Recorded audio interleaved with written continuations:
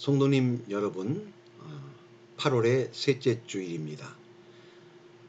하나님의 말씀 함께 나누겠습니다. 열왕기상 13장입니다.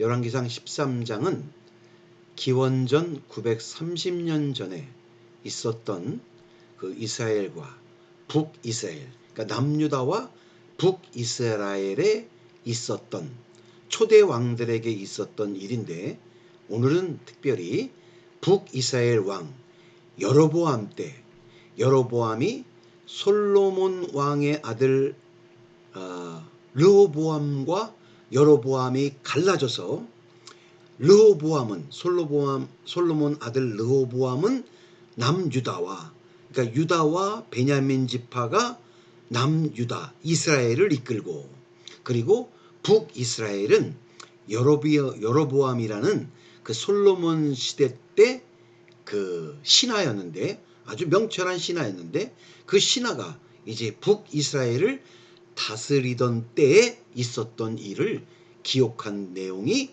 열왕기상 13장입니다. 그 북이스라엘의 첫 번째 왕이죠. 그 사람이 여로보암이었는데, 그 여로보암은 그 르호보암과 갈라지고 나서 백성들이 남유다, 즉 그 이스라엘로 예배를 드리러 갔다가 남유다 사람들에게, 다시 말해서 르호보암에게 마음을 빼앗길까봐 두려워했습니다. 그래서 북이스라엘 쪽 베델과 단이라는 그런 마을에 금송아지를 만들어 두고 거기서 섬기게 했습니다. 왜냐하면 북이스라엘 사람들이 남유다 이 예루살렘으로 가서 거기서 예배 드리다가 르호보암 남유다 사람들에게 거기에서 빠질까봐, 마음을 빼앗길까봐 거기 가지 말고 그냥 베델과 단에다가 금송아지를 세웠으니까 여기다가 절하라, 여기다가 예배를 해라, 이렇게 북이스라엘 사람들에게 명령했습니다. 이때 하나님께서는 남쪽 유다에서 한 이름 없는 사역자, 하나님의 사람을 북쪽 베델로 보내셨습니다. 그는 여로보암 왕 앞에서 아주 담대하게 하나님의 심판을 선포했습니다. 하나님께서 보내신 그 선지자가 북이스라엘의 베델로 가서 여로보암을 만나 하나님이 정하신 제사가 아닌 잘못된 제사를 제단에서 드리고 있었던 것을 보았습니다. 하나님의 사람은 그 제단을 향해 하나님의 심판을 선포했습니다. 이 제단은 하나님께서 기뻐하지 않으시는 제단이다. 앞으로 이 요시야라는 왕이 나타나 이곳의 우상 숭배와 제사장들을 심판할 것이다. 그리고 그것이 하나님의 말씀이라는 증거로 이 제단이 갈라지고 재가 쏟아질 것이다 라고 외쳤습니다. 여로보암 왕은 화가 나서 선지자를 잡으라고 손을 뻗었습니다. 그런데 왕의 그 뻗은 손이 갑자기 말라버려 움직일 수가 없게 되었습니다. 동시에 선지자가 말한 그대로 제단이 갈라지고 재가 쏟아져 버렸습니다. 하나님의 말씀이 여로보암에게 그대로 이루어진 사건을 하나님은 기록하고 계십니다. 왕이 그를 붙잡으려고 손을 뻗자 손이 말라버렸고 제단이 갈라져 재가 쏟아져 버리고 말았습니다. 그러자 여로보암은 겁에 질려 그 무명의 선지자에게 하나님께 간청하여 나의 손을 낫게 해달라고 하자, 선지자가 하나님께 간청하여 손이 금시로 바로 나아지는 모습을 보았습니다. 놀란 여로보암은 그 무명의 선지자에게 얘기합니다. 그대여, 나와 함께 우리 궁으로 가서 거기서 쉬고 예물도 받으시고 나의 호의를 받아 음식을 먹고 물도 마시시오 하고 정중하게 이야기하자 왕의 궁전의 절반을 준다 해도 나는 들어가지 않겠다 라고 그 유다에서 온 무명의 선지자는 얘기합니다. 그뿐만이 아닙니다. 나는 이곳에서 빵 한 조각도 먹지 않고 물 한 모금도 마시지 않겠습니다 라고 이야기하며 하나님께서 내게 떡도 먹지 말고 물도 마시지 말고 왔던 길로 돌아가지도 말라고 엄히 명령하셨기 때문에 나는 그 하나님의 명령을 온전히 기억하며 단칼에 여로보암의 제안을 거절하고 권력과 재물 그리고 편안한 유혹을 완벽하게 이겨낸 위대한 순종의 그 출발점 무명의 선지자는 그렇게 돌아갑니다. 그 무렵에 베델에는요 한 늙은 선지자가 살고 있었습니다. 그 늙은 선지자가 아들들이 있었는데 그 아들들이 마침 여로보암이 드리는 제단에서 그 유다에서 온 무명의 선지자와 나누는 모든 일을 다 목격을 하고 일어났던 모든 일과 유다에서 온 하나님의 그 선지자가 여로보암 왕에게 있었던 그리고 했던 말들 그리고 그가 떠난 모습을 아버지에게 그대로 전했습니다. 그러자 이 나이 많은 선지자는 아들들에게 물었습니다. 그가 어느 길로 가더냐? 그가 간 길이 어디냐? 물어봤습니다. 아들들이 길을 일러주자 늙은 선지자는 즉시 나귀의 안장을 얻고 그 뒤를 쫓아갑니다. 얼마쯤 갔을까요? 그 늙은 선지자는 큰 상수리 나무 아래에 앉아 쉬고 있는 유다 사람 무명의 하나님의 사람을 찾았습니다. 큰 사역을 마치고 몸과 마음이 피곤해진 그런 상태였습니다. 그대가 유다에서 온 하나님의 사람입니까? 이 늙은 선지자가 그 하나님의 사람 무명의 선지자에게 물었습니다. 그러합니다. 그러면 나와 함께 집으로 가서 음식을 나누고 싶습니다. 하오니 우리의 집으로 가시죠. 이렇게 얘기하자 하나님의 사람은 이번에도 똑같이 거절했습니다. 먹지도 마시지도 않겠다고 단호히 거절했습니다.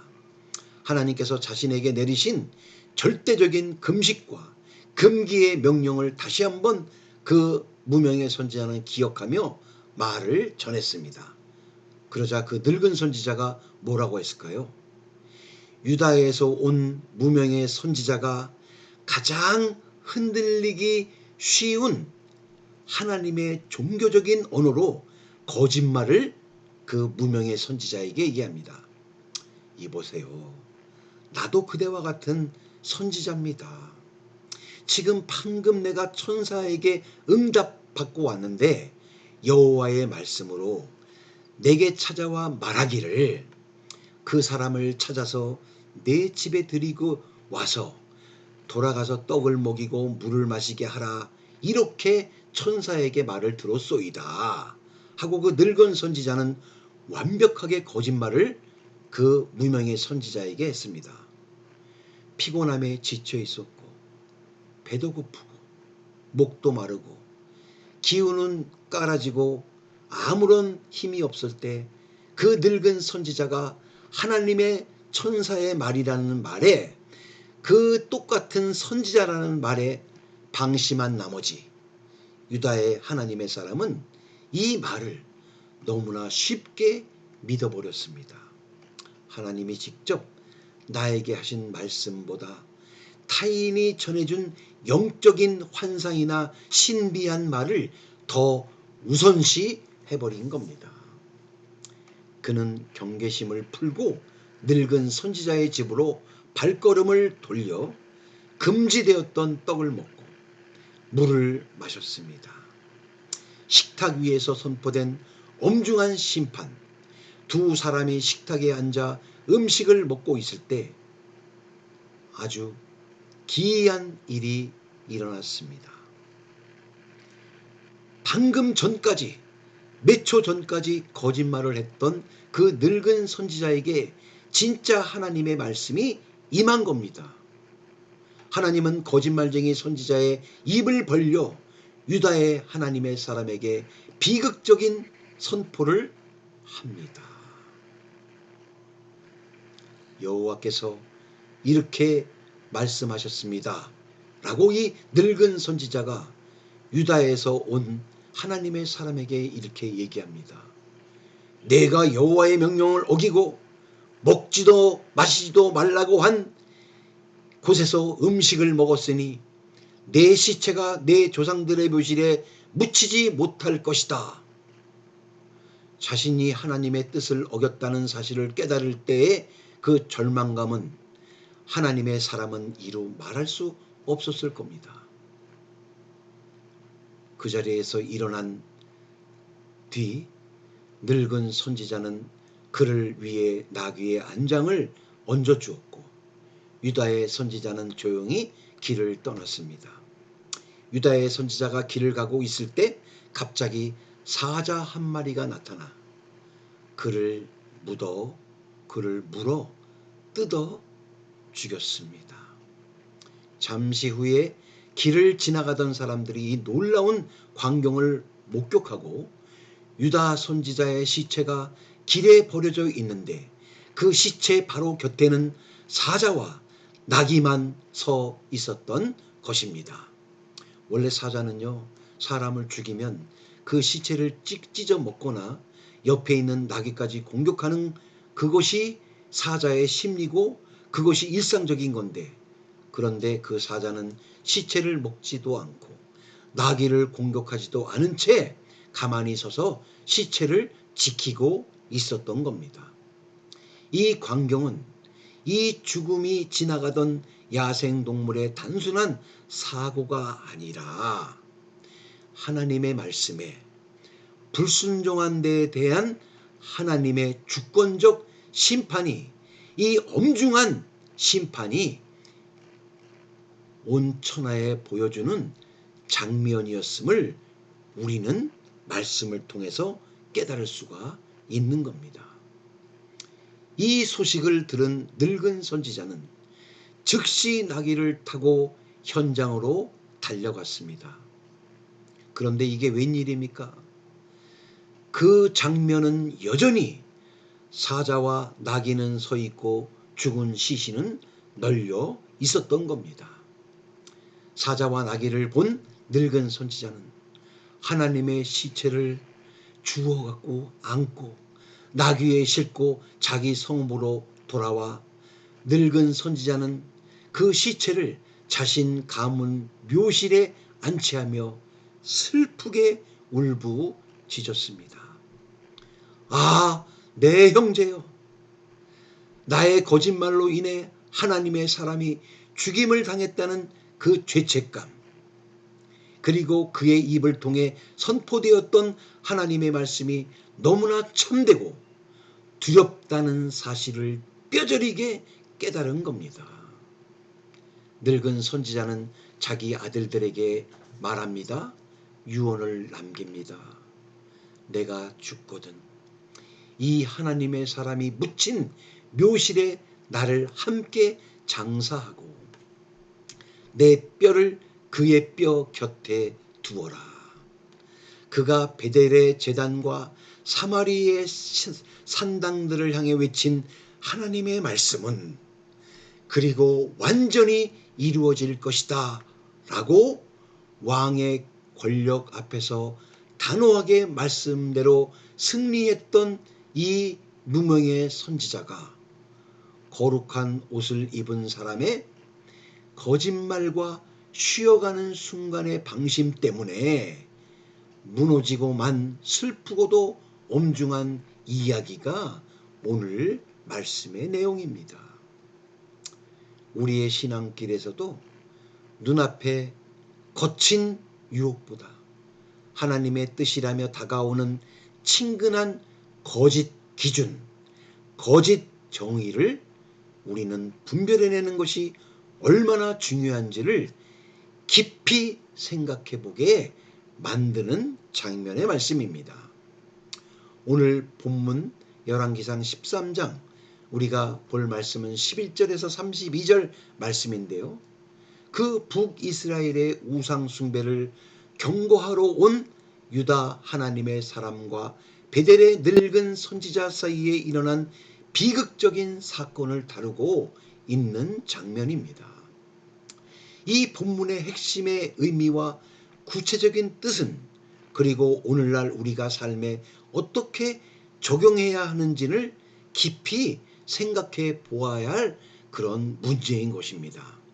이것이 기원전 예수님 오시기 전 930년 전의 일이 일어난 사건이 아니라 지금 오늘날 우리에게도 일어난 사건임을 우리가 머리와 가슴으로 받아들이고 우리가 지금도 이 말씀을 새겨 살아야 한다, 이 말씀을 드립니다.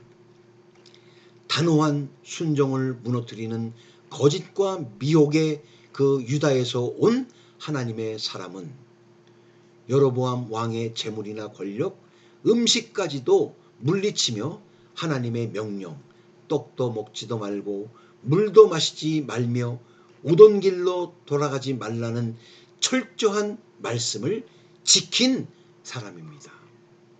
그러나 늙은 선지자가 천사가 여호와의 말씀으로 내게 이르기를 이라며 하나님의 이름을 들먹이자 분별력을 잃어버리고 그의 집으로 들어가 음식을 먹고 말았습니다.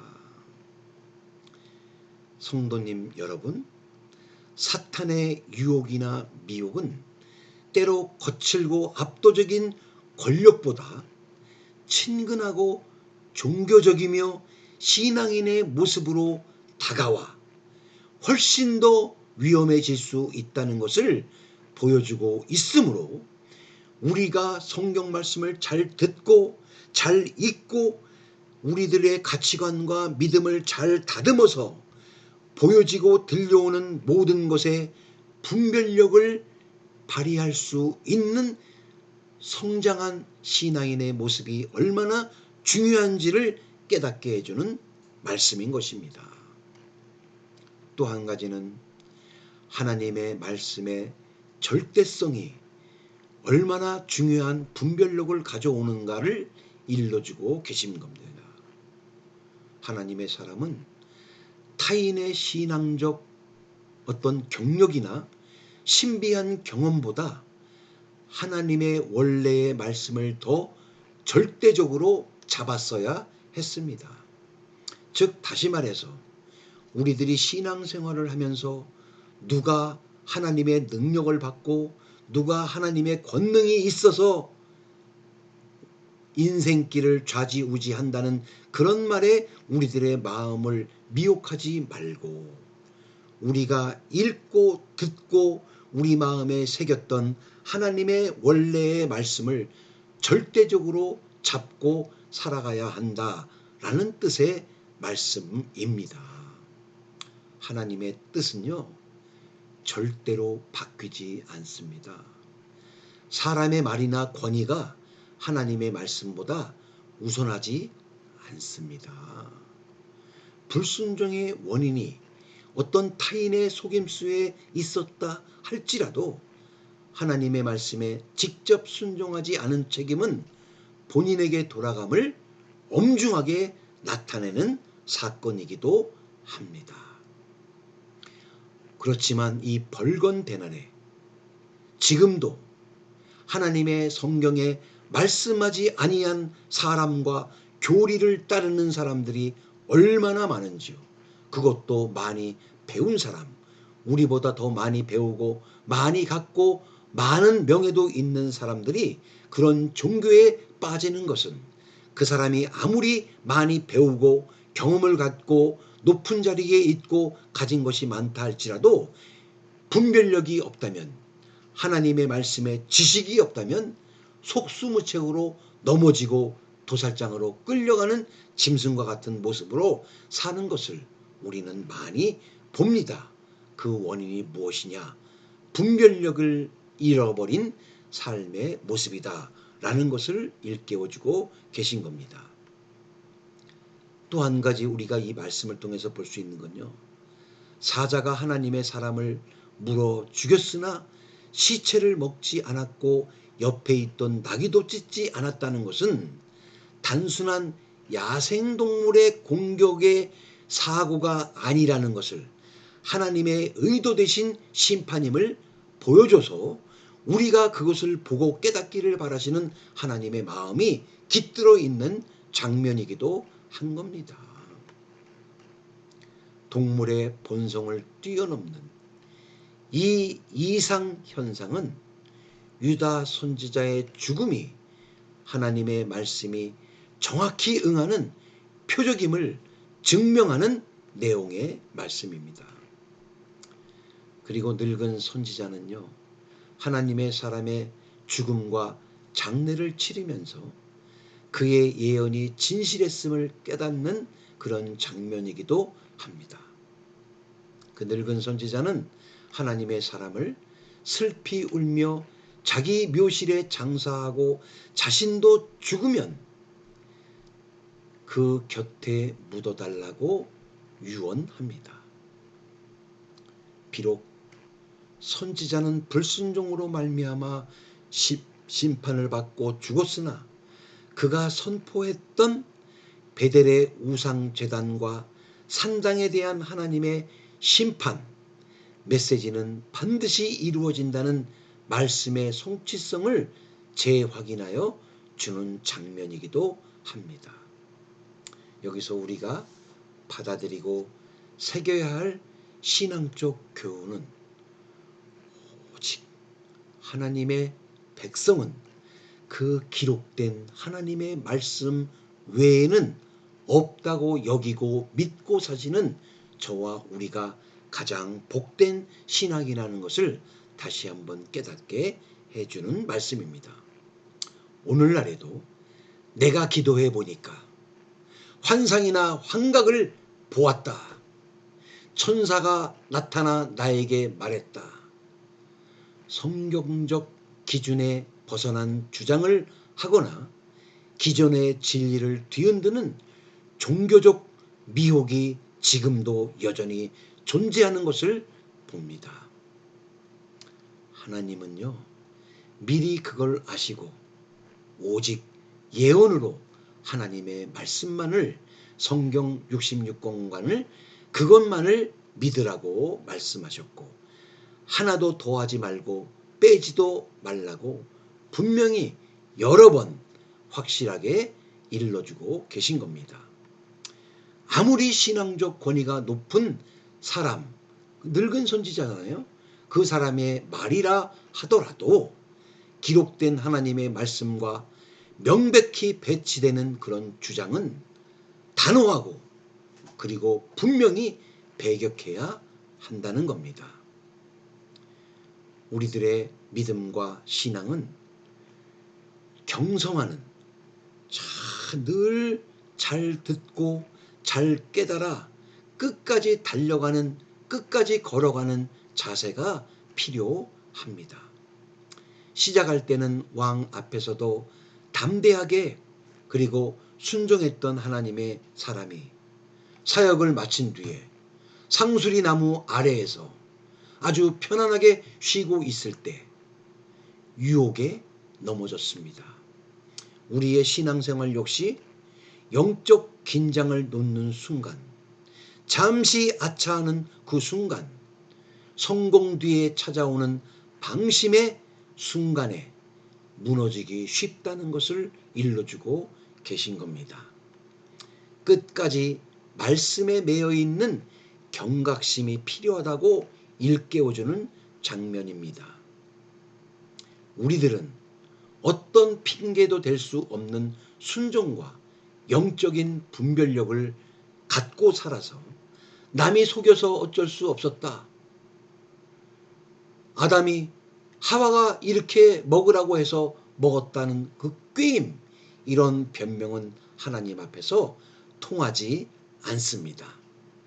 신앙은 부모가, 그리고 형제자매가, 그리고 섬기는 교회의 목사님이 아무리 해도 하나님과 나 사이의 1대1의 관계이라는 것을 알아야 합니다. 타인의 영적 권위나 언변에 맹목적으로 그리고 그의 지위에 끌려가지 않고 매일 말씀을 읽고 기도하며 무엇이 하나님의 선하시고 기뻐하시는 뜻이 무엇인지 스스로 분별하는 영적 건강함을, 영적인 근육을 키워야 하고 갖추어야 한다는 겁니다. 원래의 말씀, 원칙이죠.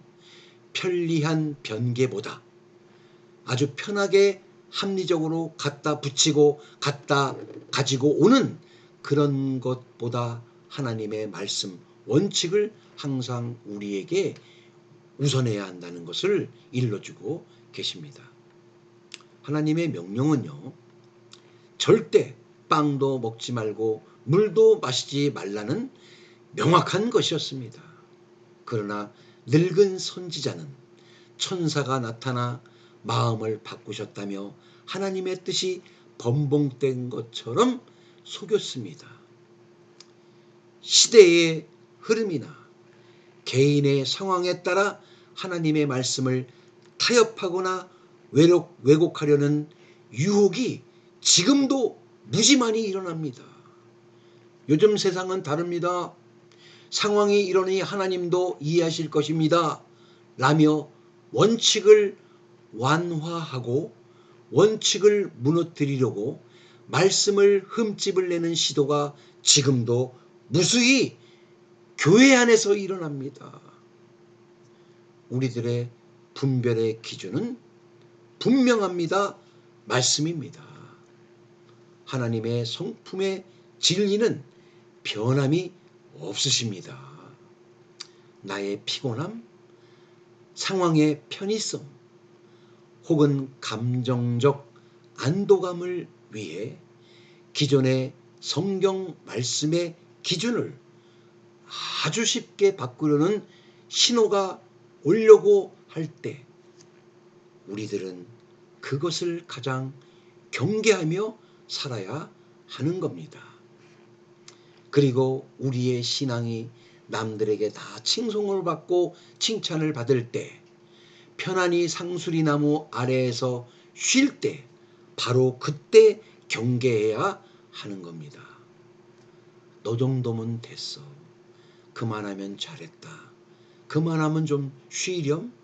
너 같은 자가 그 교회 안에 어디 있니? 네가 제일 잘했어.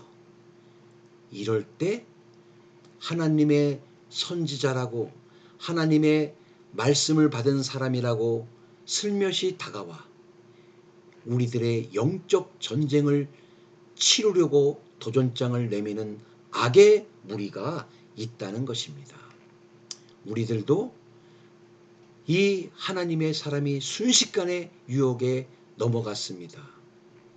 거룩한 봉사, 금식 기도, 헌신, 충성, 겸손, 이런 모습으로 끊임없이 신앙생활을 하며 잠시 찾아오는 피로감과 안위가 있을 때 우리들의 영적 무방비 상태를 초래할 수 있습니다. 왜냐하면 우리는 연약한 사람이기 때문에요. 분명히 큰 성과를 이루고 큰 업적을 이룬 후에 이럴 수 있습니다. 나 정도면 이 정도는 괜찮겠지. 이런 자기 위안이나 우리들의 영적 나태함이 찾아올 때 사탄의 미혹은 가장 정교하게 그 약한 것을 침투해 들어옵니다. 성경 말씀은 기록합니다. 손줄로 생각하는 자는 넘어질까 조심하라고 고린도전서에 분명히 경고합니다. 승리의 순간이 빛나고 아름다운 칭송과 박수가 칠 때일수록 영적인 투구를 벗지 말고 영적인 군화와 온 전신갑주를 벗어던지지 말고 말씀의 파수꾼 상태를 유지해야 한다고 말씀하고 있습니다.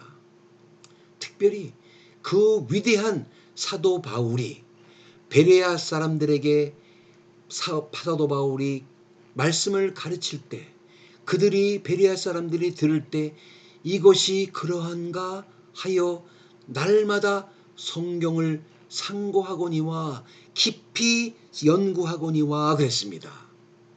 바울 밑에서 들은 베레아 사람들도 이렇게 깊이 생각하고 상고하고 연구했다는데 우리들도 그런 자세가 필요하다 일러주고 계신 겁니다. 유다 선지자에게 부족했던 것은 늙은 선지자의 말을 들었을 때 이것이 하나님이 내게 주신 명령과 왜 다른가?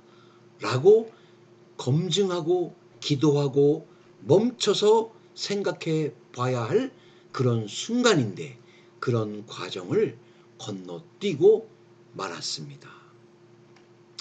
목회자나 그리고 우리 모든 성도님들은 멘토와 또 우리들의 스승의 가르침을 존중을 하되 우리들이 읽고 마음의 뜨거운 확신과 그리고 내가 낸 결론을 묵상하며 성령님의 조명을 구하는 1:1의 영적 건강함을 우리는 길러야 합니다. 그러기 위해서는 성경을 누구보다도 많이 읽고 듣고 연구해야 하는 것이 바로 여기에 있는 겁니다. 왜냐하면 하나님의 말씀은 변하지가 않아요. 그렇기 때문에 그 말씀을 읽고 그대로 새기면 되는 겁니다. 어떤 상황이나 조건 속에서도 타협하거나 견줄 수 있는 것은 존재하지 않는다는 것을 우리들이 알고 반드시 순종해야 한다는 그 내용의 말씀을 열왕기상 13장은 말씀하고 있는 것입니다.